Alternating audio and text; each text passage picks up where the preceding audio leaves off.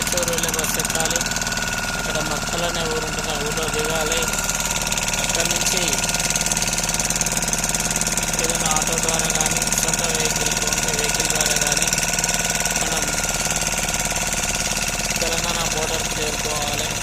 అక్కడి నుంచి కృష్ణానదిని బోట్ పైన ప్రయాణించి, ఈ బోట్కి 50 రూపాయలు తీసుకుంటారు టికెట్.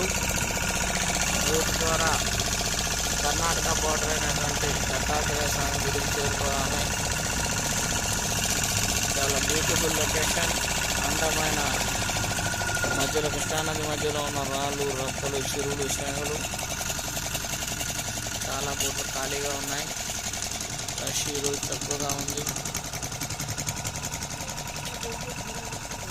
చాలా మంచి క్షేత్రం దత్తాత్రేయ.